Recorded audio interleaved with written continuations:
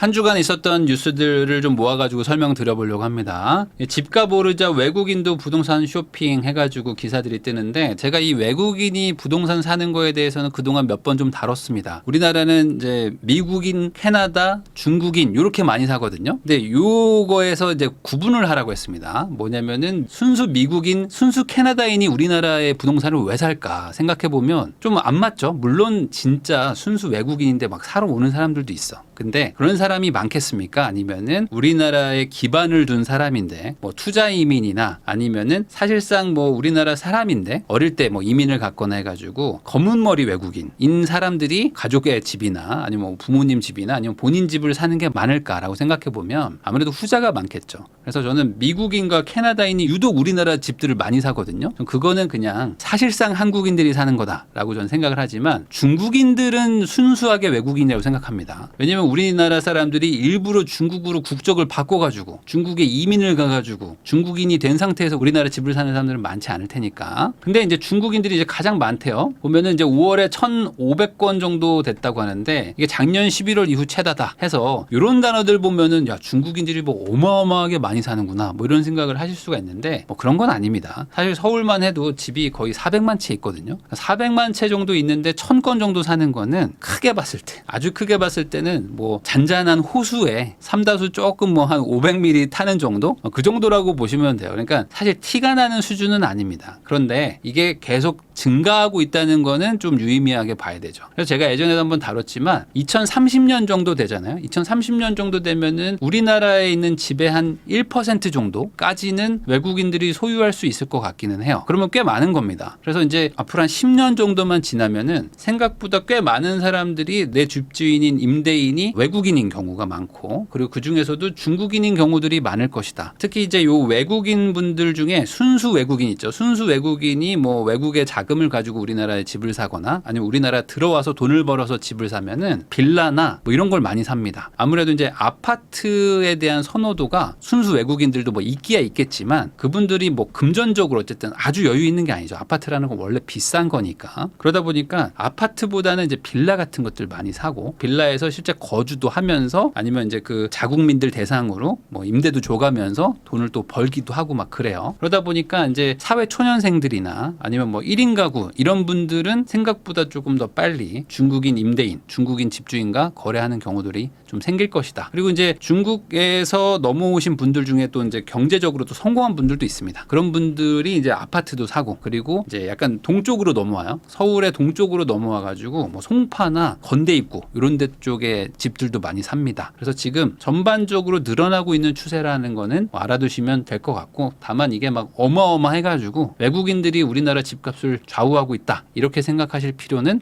없다. 이런 기사도 있습니다. 집값 오르자 경매 시장도 활기를 띈다. 낙찰가율이 100% 넘는 아파트가 속출한다. 근데 이런 기사 들어보면은 왠지 막 이거 뭐 경매도 막 폭발적으로 막 집을 사고 있는 것 같고 왠지 그냥 이거 큰일 났는데 뭐 이런 생각이 들잖아요. 근데 이제 이런 그 기자분들이 기본적으로 이렇게 제목을 잘 뽑습니다. 그래서 뭔가 이거 대단한데 뭐 이런 느낌이 들긴 하는데 사실 그런 정도는 아니다. 왜 그러냐면 이 낙찰가율이라는 게 뭐 중요한 지표 중에 하나로 치긴 합니다. 근데 이 낙찰가율이라는 거는 감정가 대비 낙찰가입니다. 그러니까 감정가가 1억인데 낙찰이 1억이 됐어요. 그러면은 이거는 100%다라고 부르는 건데 감정가가 2억인데 1억에 낙찰이 됐습니다. 그러면 50%가 낙찰가율이잖아요. 근데 그렇다고 해가지고 이 물건이 1억에 낙찰된 게 달라지는 건 없어요. 이 감정이라는 게 기준인데 사실 이 감정가는 되게 불확실한 거고 최소한 6개월 전 겁니다. 그러니까 이게 기준 자체가 사실 이 모수가 좀 크게 의미가 있나라는 느낌이기 때문에 이 낙찰가율은 지표 중에 하나인 건 맞지만 얘가 메인 지표는 아니에요. 그러면 이 낙찰가율은 어떤 의미로 생각을 해야 될까? 그냥 추세가 약간씩 그래도 좀 좋아지고 있구나 정도. 그러니까 이게 낙찰가율이라는 건 감정가 대비이기 때문에 시세가 막 급등하던 시절 있죠? 요럴 때 시세가 급등하면 감정가도 막 같이 따라 올라가거든요. 근데 감정을 하고 경매 나올 때까지 한 6개월 걸려. 근데 다시 급락을 해버려. 그러면 어떻게 되냐면 특히 이제 연도가 바뀔 때 2023년, 2022년에 감정한 게 2024년에 경매 나오기도 하거든요. 그럼 감정가가 뒤틀려 있는 거예요. 사실 그 6개월 사이에 막 시세가 많이 바뀌니까. 그래서 시세가 막 훅 빠졌다가 다시 막 올라가고 이러면은 감정가를 막 초과해서 낙찰되는 경우도 경우들도 있고, 반대로 감정이 너무 비싸게 된 상태에서 뭐 예를 들어 2021년에 경매를 당했는데 경매가 막 밀리는 거예요. 밀려가지고 2024년, 25년에 나온다 치자고요. 그러면은 또 이게 시세랑 막 다를 거 아닙니까? 그러니까 이 낙찰가가 얼마냐라는 거는 보조 지표 정도로 생각하시면 좋을 것 같아요. 그러면 어떻게 해석을 하느냐? 서울 아파트 경매 낙찰가율이 어쨌든 좀 올라가고 있잖아요. 올라가고 있다는 거는 그래도 좀 수요가 좀 붙고 있구나라고 생각하시면 된다. 다만 이제 요것 때문에 경매에서 막 시장이 막 엄청나게 좀 폭발적이구나라고까지 생각할 정도는 아니라는 거. 지금 경매 시장에서는 사실 아파트를 싸게 사기가 거의 힘듭니다.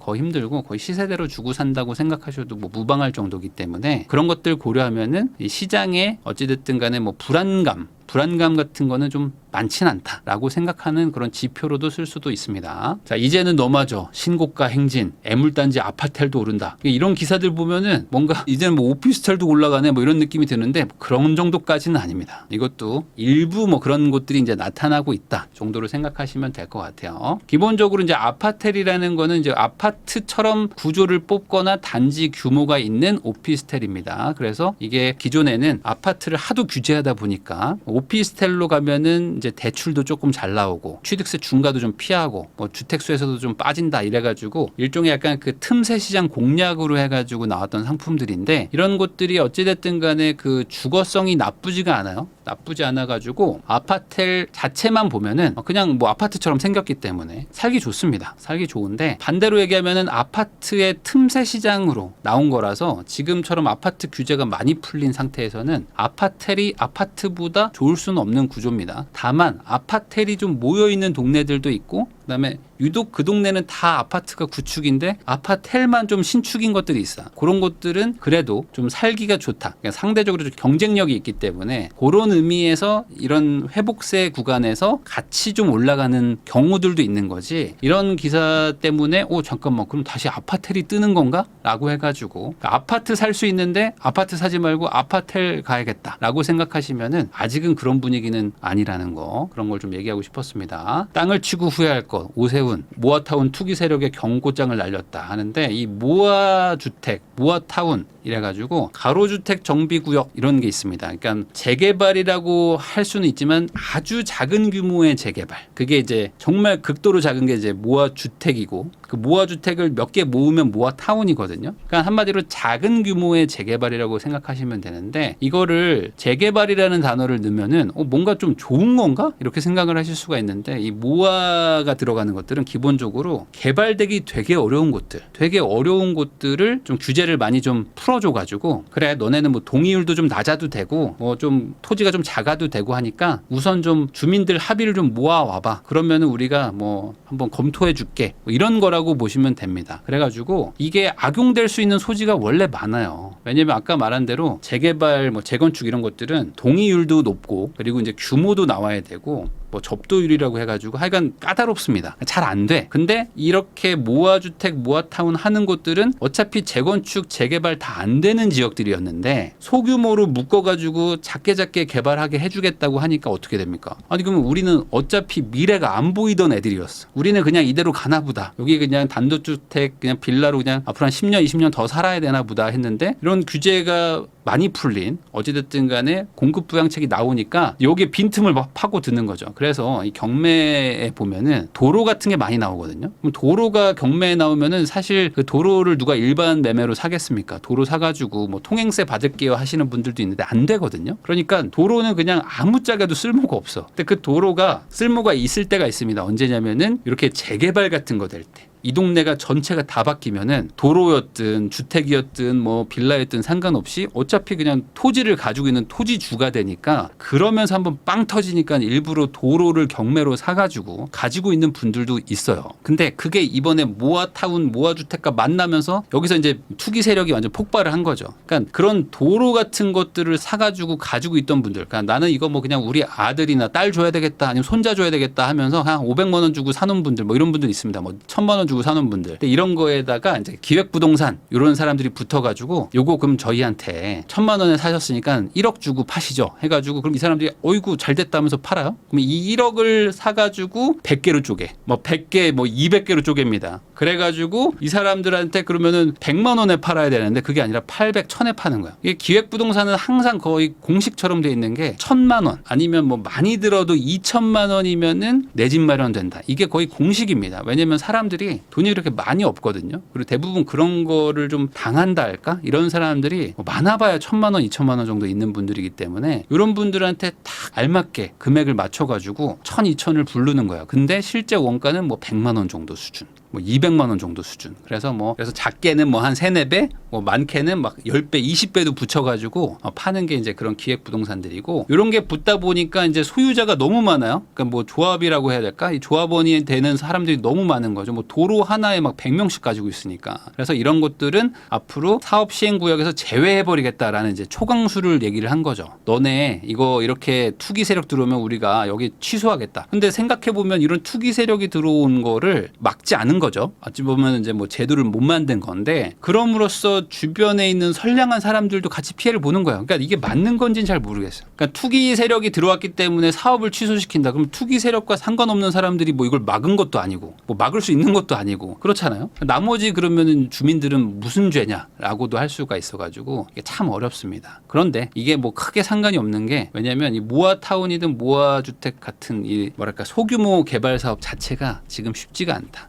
그래서 제가 이걸 다루는 이유는 혹시나 이런 거에 관심 있으신 분들은 정말 잘 알아보면 물론 있겠지만 웬만해서는 이걸로 큰 돈 벌기가 쉽지 않다는 거는 좀 알고 계시는 게 좋겠다 정도로 생각하시면 될 것 같아요. 그리고 이 기사는 제가 이제 그동안 항상 얘기했던 건데 이게 실제로 또 나옵니다. 뭐냐면 신용불량자가 주택 69채 주인이 된 사연 사기로 실형받았다라고 하는 건데 그 제가 말했잖아요. 이 갭투자 그다음에 뭐 다주택자 이런 사람들 되게 악마처럼 보시는 분들이 뭘 얘기하냐면 30대인데 집을 막 500채를 가지고 있다. 뭐 40대인데 집을 100채를 가지고 있다. 그래서 뭐 전세 사기로 뭐 수십억을 들고 도망갔다. 이런 얘기들을 하시는 분들 많은데 사실 그게 아니라는 거죠. 그게 아니라는 게 여기 나옵니다. 왜 그러냐면 신용불량자인 분이에요. 근데 이분은 2018년도만 해도 집도 없이 떠도는 신세였는데 뭐 잡부 같은 걸 하면서 이제 재기를 꿈꾸면서 뭐 설비도 하고 세시도 했지만 사업은 망하고 빚이 쌓여가지고 신불자가 됩니다. 일용직으로 취직해가지고 월급 200을 받으면서 사는데 이분이 진흙탕에서 벗어날 묘안을 고민하다 자기 자본 없이 다수의 부동산을 소유하는 갭투자 유혹에 빠져들었다. 저는 이게 이렇게 생각 안 합니다. 모르겠어요. 이런 분이 실제로 있을 수도 있겠지만 대부분은 그게 아닙니다. 이런 분은 그냥 이렇게 사는 거고요. 여기에 어떤 주동자라고 할까? 주동자 B씨가 있습니다. 이 분이 명의자를 구하러 다니는 거죠. 그래서 명의자를 구하러 다니면서 이런 A씨를 딱 어떻게 찾아냅니다. 왜냐면은 지금 월급 200 받으면서 신불자로 공장에서 일하고 있으시니까 지금 계좌도 막 막혀 있고 막 이러잖아요. 그러면 이분 입장에서는 지금 뭐 앞으로 내 인생 뭐 쉽지 않다. 나이도 지금 50이 넘었는데 이런 생각하고 있는데 요 B가 사실상 이 전세 사기 주동자 B가 A한테 접근을 해가지고 내가 요렇게 뭔가 집을 하나 사가지고 뭐 투자하는 사람인데 우리 A씨가 사장님 돼주시면 안 될까? 우리 회사 사장님 돼주시면 안 돼? 이러면서 접근을 하는 거죠. 그럼 요 A 입장에서는 그럼 내가 그렇게 하면 나한테 무슨 이득이 있는데요? 요거 하나당 200만 원씩 줄게. 이렇게 얘기를 하는 거죠.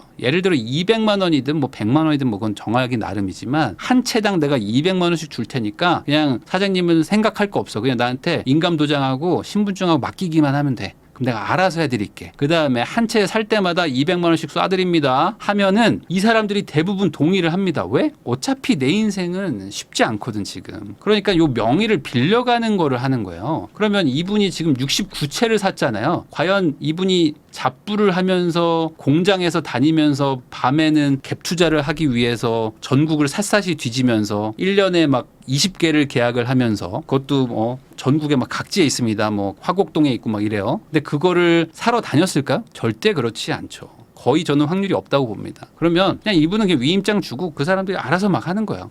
그럼 나는 뭔지도 몰라. 뭔지도 모르는데 그냥 내 명의가 계속 생기고요. 집이 계속 늘어나고요. 그 다음에 나한테 뭐 한 달에 한 번, 두 달에 한 번씩 1,000, 2,000, 3,000씩 막 꽂힙니다. 그러면은 이분 너무 좋죠. 왜냐면 그걸로 뭐 이제 술도 먹고 놀고 뭐 즐겁게 쓰는 거죠. 그렇게 쓰다 보니까 나중에 딱 빵 터지고 나서 내가 알고 봤더니 주택 69채의 소유주였던 거죠. 이렇게 되니까 그럼 어떻게 하냐 나는 돈도 없고 아무것도 없는 사람입니다 라고 얘기를 해버리면서 전세 사기의 당사자처럼 돼버리는 거죠. 근데 실질적으로는 옆에 있는 그 주동자가 따로 있었을 것이다. 그래서 이분은 당연히 돈도 없기 때문에 수개월 내 대부분 압류가 됐죠. 압류도 되고 주택을 그때 보유를 하게 되면 어떻게 됩니까? 종부세가 어마어마했습니다. 당연히 69채를 샀다 그러면 종부세가 거의 뭐 못해도 한 3, 4억 이상 나왔을 거야. 한 4억, 5억 나왔을 겁니다. 그러면 과연 제지 공장에서 일하던 잡부가 종부세도 모르는데 69채를 샀을까요? 그럴 일은 없겠죠. 그러니까 이런 것들 그냥 다 떠안고 그냥 이분이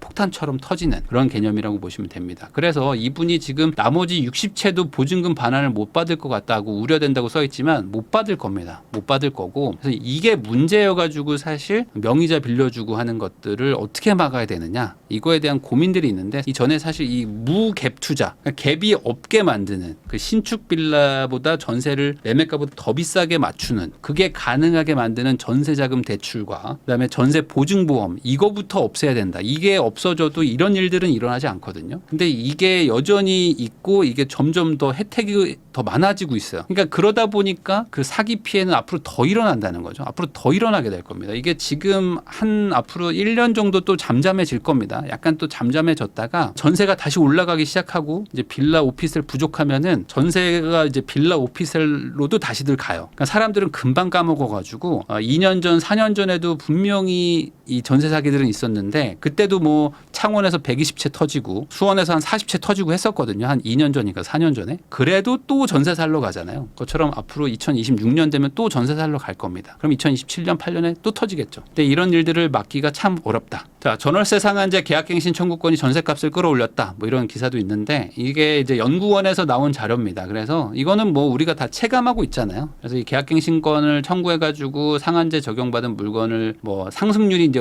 그 높지 않기 때문에 2+2 할 때는 되게 좋았지만 이게 결국에 그 시장의 매물을 잠그게 되고 그러면서 이제 새로 구하는 사람들 입장에서는 내가 이제 집을 구하러 A라는 동네에 왔는데 원래는 전세가 한 100개 정도는 돌아다녀야 되는 시장인데 전세가 막 20개밖에 없으니까 여기에 한 80명이 와가지고 저 이 집 들어갈게요라고 하면서 막 서로 경쟁이 붙어가지고 여러분들 기억나시겠지만 그때 전셋집을 막 그 줄 서가지고 집 보러 가고 막 이런 것들이 있었습니다. 그런 일들이 막 일어나면서 가격이 막 천정부지로 올라가는 그런 일들이 있었다는 거였습니다. 그래서 이게 좀 최소한 개정이 되거나 하면서 조금 바꿔야 되는 부분이 많아요. 특히 임대차 보호법이라는 게 임차인을 보호하는 거긴 한데 지금은 그 워낙 급하게 만드는 임대차 3법 때문에 너무 졸속으로 만든 항목들이 많아요. 그래서 그런 것들 좀 개정도 하고 해야 되는데 당장은 또 그런 분위기가 없어요. 그러면 이것도 마찬가지로 앞으로 또 한 2년, 3년 지나면 또 터집니다. 여기서 또 터져요. 그러니까 이게 지금 한번 그 안 좋은 구조의 법이 돌아가기 때문에 여기서 개정을 하면 사회적 혼란이 더 커집니다. 뭐 이렇게 말하시는 분들도 있지만 저는 개인적으로는 빨리 그냥 고치는 게 맞지 않나. 그게 조금 뭐 걱정된다면은 한시적으로 부칙을 정해가지고 한시적으로는 적용하되 몇 년 뒤부터는 개정한다. 뭐 이런 식으로 해서 사회적 충격을 줄이는 게 맞지 이대로 계속 가는 거는 저는 맞지 않다라고 생각합니다. 그리고 마지막으로 이제 GTX-A가 이제 운정 서울 구간 개통 뭐 이렇게 나오는데 이걸 뭐 모르시는 분들은 없을 거예요. 근데 이제 뭐 하반기 달라지는 것 해가지고 이제 그 정부에서 이제 자료 발표한 게 하나 있는데 거기에 나오는 것들 중에 하나입니다. 요즘에 지금 이제 구성역이죠. 여기 구성역이 이제 개통하려고 준비를 하고 있어요. 근데 이 동탄에서 이제 선 개통을 했죠. 동탄에서 성남 수서까지 개통을 했는데 동탄에서 수서까지 오는 게 생각보다 별로 안 타더라. 이런 기사들 보셨을 겁니다. 근데 이건 뭐 당연하죠. 왜냐면 여기 기존에 SRT도 있죠. SRT도 이미 있고 그리고 동탄역까지 걸어가가지고 뭐 여기까지 마을버스 타고 가가지고 쭉 내려가서 여기서 수서까지 가봐야 수서에 직장 있는 사람은 많지 않거든요. 그러면 이 사람들이 어차피 또 삼성역으로 가든지 아니면은 뭐 갈아타가지고 교대로 가든지 뭐 강남역으로 가든지 뭐 이런 걸 해야 돼요. 분당선 타고 또 바꾸고 이런 거 생각하면은 여기서 한번 시간 지체돼 여기서 지체돼 그러면은 굳이 뭐하러 이걸 타냐 하면서 그냥 버스 타고 가버렸단 말이죠. 근데 이번에 구성역이